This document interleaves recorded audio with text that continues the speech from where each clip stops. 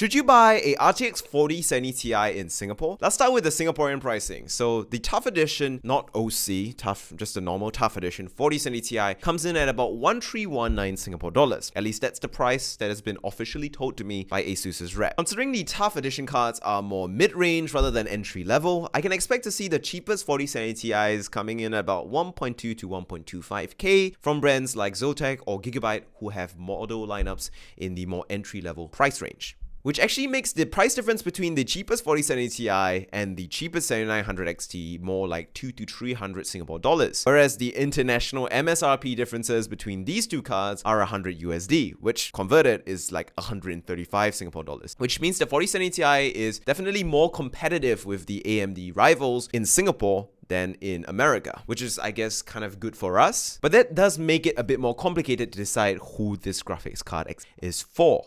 Now, I'm going to be basing my judgments and my advice on the meta-analysis I've been doing on about 20 to 30 different reviewers. And that video is going to be coming out in the next 2 days, so make sure you subscribe for that. Essentially, I'm doing a meta-analysis of multiple different reviews of the 4070 Ti, pulling all the numbers from all these well-established reviewers, combining them into a singular data set to see the overarching trends across the data from a variety of different reviewers. It's basically the same thing I did for the 7900 XT, so you can go and watch that video first if you want an idea of what I'm talking about. But yeah, based on the data that I'm pulling from other reviewers, the most reputable ones, of course, and based on Singapore pricing, the 4070 Ti seems to be basically the best 1440p gaming card you should get right now. It's the most you should be spending if you're gaming at 1440p. At 1440p, you can basically max out anything, no problem with this card, and have a great experience no matter what you're playing, no matter what you're trying to do. And if you're gaming on 1440p, at 1.2k to 1.3k Singapore dollars, the 4070 Ti is the best choice. But then when we go to 4k, it's a little bit more complicated. For me, I would say that the 4070 Ti is not a bad card for 4k gaming if that's all you can afford. If the most you can spend on a graphics card is 1.3k Singapore dollars, then the 4070 Ti is actually going to give you a pretty respectable 4K gaming experience for the price. This plus the fact that the 4070 Ti has a bunch of other advantages. It's the smallest graphics card from the latest generation when it comes to the third-party coolers. Yes, the 7900 XT reference cooler is still much smaller than this third-party Tough Edition 4070 Ti cooler, but among all the third-party coolers and the third-party GPUs, the 4070 Ti is the smallest, which actually is really important in a place like Singapore, where most people are building in METX PCs with METX cases or small form factor PCs, since our houses and our land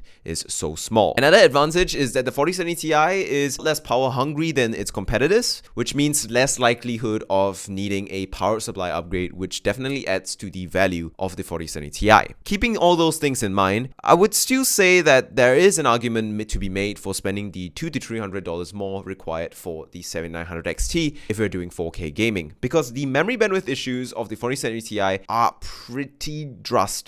And it makes the 4070 Ti lose to the 7900 XT in ray tracing at 4K even though the 4070 Ti basically beats the 7900 XT handily in 1440p ray tracing. While the Singaporean price difference does make this performance difference less hard of a pill to take, and does make the 4070 Ti still retain more value than compared to what the American reviewers would suggest, I would say that if you're gaming on 4K, the 7900 XT just seems like a better option because it doesn't have those VRAM limitations. And in rasterization, that is to say normal rendering, non-ray tracing rendering, which I would argue is more important since more people care about rasterization than ray tracing anyway, the 7900 XT like handily beats the 4070 Ti performance-wise. So if you're too lazy to like figure out, what exactly your specific situation is, I'm going to break it down this way. If you want to play 1440p maxed out, the 4070 Ti is easily an excellent choice. If you are looking to get a graphics card for 4K gaming and you already have a compatible case or power supply that can work with a 7900 XT or XTX or 4080, get those instead. It seems to be giving more value for money at 4K gaming. However, if you're just upgrading an old rig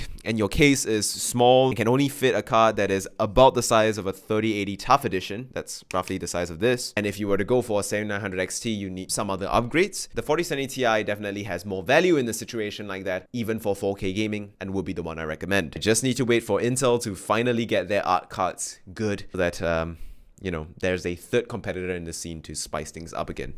But hey, at least these cards are in stock. You can find them easily. You can buy them easily. And if you're looking to get some 4K gaming or some very high level 1440p gaming, well, these are the cards to get.